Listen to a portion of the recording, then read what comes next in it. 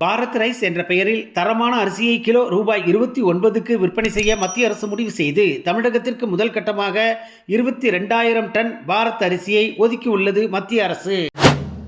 நாம் யாருக்கு வாக்களித்தோம் என்பதை உறுதி செய்து கொள்ளும் விவிபேட் அனைத்து வாக்குப்பதிவு எந்திரத்திலும் பயன்படுத்தப்படும். மேலும் தேவையை விட 30% அதிக மின்னணு வாக்குப்பதிவு எந்திரம் தயாராக இருக்கிறது என்று தமிழக தேர்தல் அதிகாரி சத்யபிரதா சாஹூ தெரிவித்துள்ளார். அயோத்தி நகரில் ராமர் கோவில் அமைக்கப்பட்டிருப்பதால் அதனை சுற்றி 15 கிலோமீட்டர் தூரத்திற்கு அசைவ உணவுகள் விற்க தடை செய்யப்பட்டுள்ளது. அசைவ உணவுக்கு பெயர் போன KFCக்கு சைவ உணவு மட்டும் விற்க அங்கு அனுமதி அளிக்கப்பட்டுள்ளதாம்.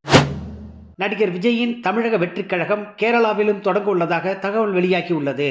இதற்காக கேரளாவில் இயங்கும் இவரது மக்கள் இயக்க நிர்வாகிகளை சந்தித்து இது பற்றி விவாதிக்க உள்ளாராம் தமிழக வெற்றிக் கழகத்தின் தலைவர் தளபதி விஜய். 100 நாள் வேலை திட்டத்தில் தற்பொழுது பல குழப்பங்கள் உள்ளது. தமிழகத்திற்கு எதுவும் செய்யக்கூடாது என்ற மனநிலையில் மத்திய அரசு உள்ளது. மழை வெள்ளத்தால் பாதிக்கப்பட்ட தமிழகத்திற்கு மத்திய அரசு ஒரு பைசா கூட நிதி தரவில்லை. GST வரியால் சிறு குறு தொழில் செய்பவர்கள் அதிக அளவில் பாதிக்கப்பட்டு உள்ளார்கள் என்று திமுக MP கனிமொழி குற்றம் சாட்டியுள்ளார். அயோத்தி ராமர் கோயில் வளாகத்தை பிளாஸ்டிக் கழிவுகள் அற்ற இடமாக மாற்றுவதற்காக பக்தர்கள் தண்ணீர் குடித்துவிட்டு அந்த பாட்டிலை திரும்ப ஒப்படைத்தால் அவர்களுக்கு ரூபாய் 5 திரும்ப வழங்கப்படும் என்ற புதியதொரு திட்டத்தை அறிமுகப்படுத்தியுள்ளார்கள் அயோத்தி மாநகரில்.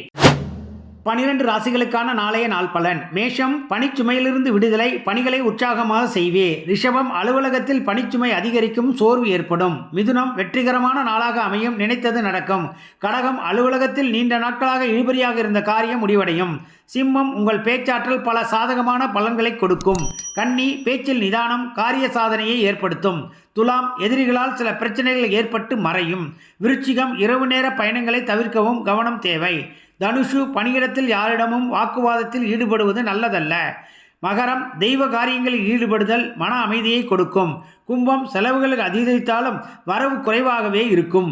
மீனம், பிள்ளைகளால் ஏற்பட்ட பிரச்சனையை தீர்க்க பல நடவடிக்கைகளை எடுப்பீர்.